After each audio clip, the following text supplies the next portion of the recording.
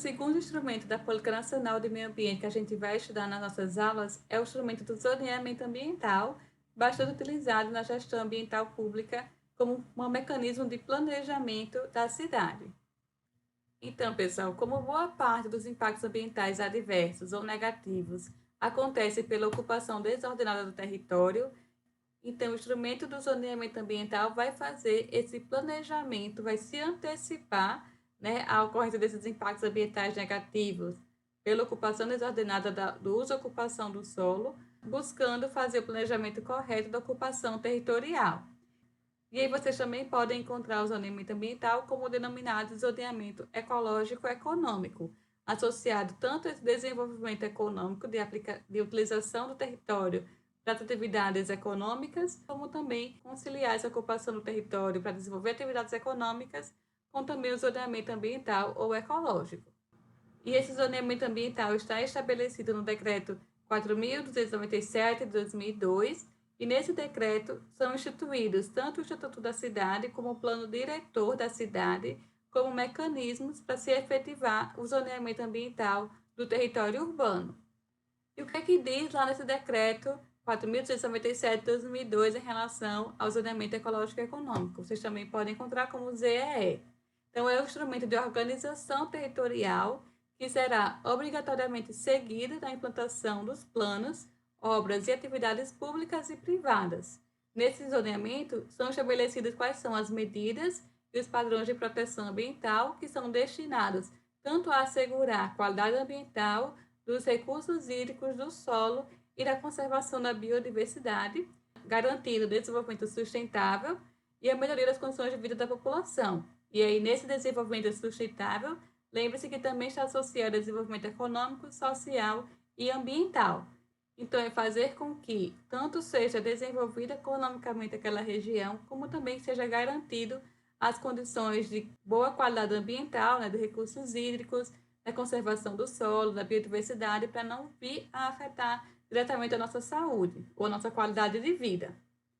É importante também ressaltar aqui que, uma vez seja estabelecido esse zoneamento ambiental, seja estabelecido quais são as determinadas áreas para cada atividade, toda e qualquer atividade a ser exercida na região submetida a uma norma de zoneamento passa a ser vinculada, ou seja, né, não pode ser admitida, não será admitida qualquer atividade que contrarie as normas de zoneamento ambiental. Se for estabelecida, por exemplo, no zoneamento ambiental, uma área de preservação permanente ou uma área de conservação ambiental, então não se pode permitir que outra atividade ocupe essa área de proteção ambiental, né? Outra atividade econômica com outro fim interfira no que foi estabelecido no zoneamento ambiental anteriormente.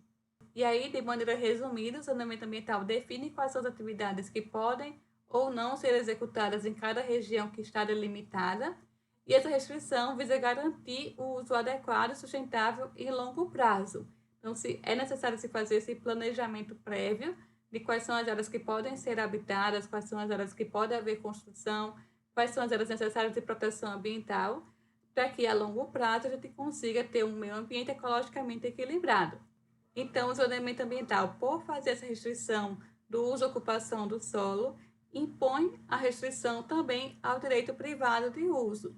Isso pode fazer com que haja alguns conflitos sociais, econômicos, conflitos políticos, e, portanto, é necessário que o poder público atue nessas negociações entre o desenvolvimento econômico, né, entre a parte do setor afetado, que geralmente quer construir, quer desmatar, quer utilizar as áreas de proteção ambiental para algum determinado fim turístico, econômico ou outro diverso, com a necessidade de se fazer proteção ambiental para garantir, né, um bem maior, que seria garantir a qualidade do meio, associada à qualidade também de vida da população.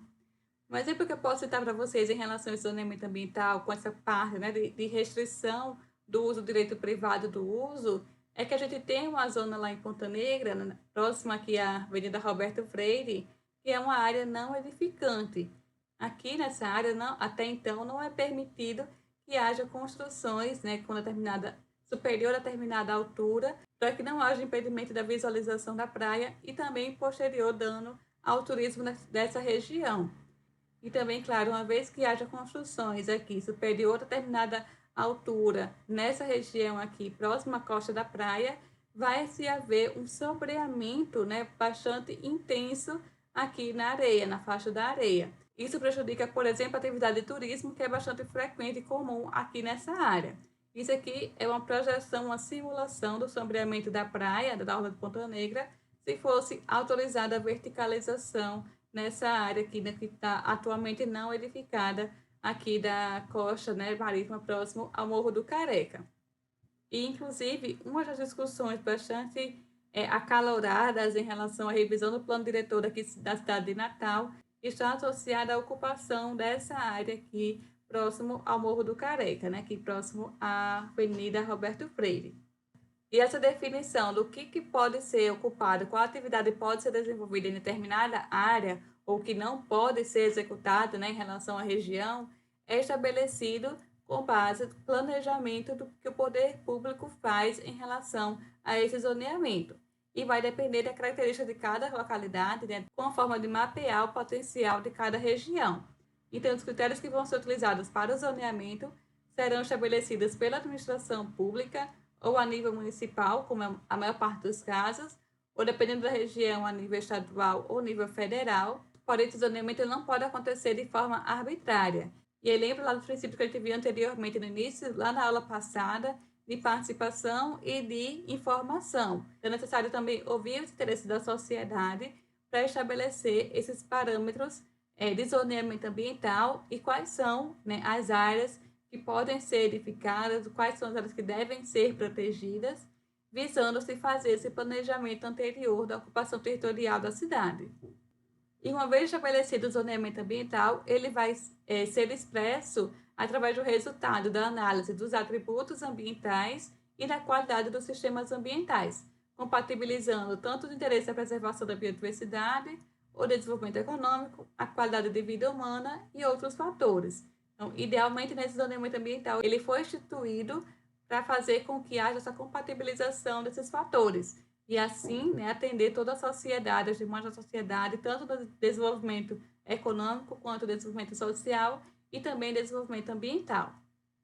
Como eu falei para vocês anteriormente, o zoneamento pode ser responsabilidade da União, que ele vai elaborar o zoneamento ambiental em âmbito nacional ou regional, ou também responsabilidade do Estado. Nesse caso, vai elaborar o zoneamento ambiental em âmbito estadual, em conformidade com o zoneamento de nível, né, nacional ou regional, então, do nível superior ao Estado. E a nível municipal, é responsabilidade do poder público elaborar o plano diretor, observando quais são as áreas de zoneamento ambiental, e de responsabilidade municipal vai incumbir a prefeitura elaborar o plano diretor para observar quais são os zoneamentos ambientais, para observar quais são as áreas necessárias de proteção ambiental ou que se pode se fazer ocupação, né, antrópica, e vai ser bastante importante que a atuação do município seja efetiva e conheça, né, portanto, as suas particularidades locais. É o município, é a gestão municipal ali local que vai conseguir reconhecer quais são as áreas potenciais de exploração antrópica, né, de utilização antrópica, ou as áreas que necessitam de alguma proteção ambiental que, portanto, não poderão ser ocupadas. Essa questão do plano diretor, por exemplo, ele é obrigatório para cidades acima de 20 mil habitantes. Para as que têm abaixo de 20 mil habitantes, não é um documento, não é um planejamento obrigatório. Porém, deve-se mesmo assim, né, buscar elaborar esses planos diretores, porque é a partir dele que se define esse zoneamento ambiental, se estabelece quais são as áreas, né, a serem ocupadas, que podem ou não ser ocupadas, ouvindo a população, ouvindo quais são as partes interessadas e estabelecendo esse zoneamento ambiental a partir do plano diretor. Aqui na cidade de Natal, por exemplo, temos o plano diretor estabelecido pela Lei 82 de 2007.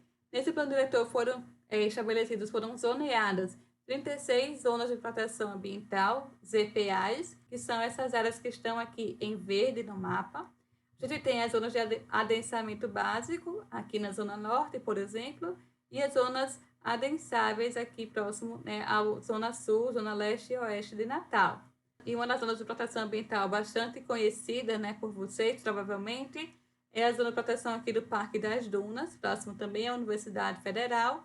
A gente tem a ZPA2 aqui abrangendo toda essa área do Parque das Dunas, aqui da nossa cidade. Também temos a ZPA6, que é a de Ponta Negra, ali próximo ao Morro do Careca, ou seja, não se pode construir ou fazer atividades de exploração econômica aqui nessa zona de proteção ambiental.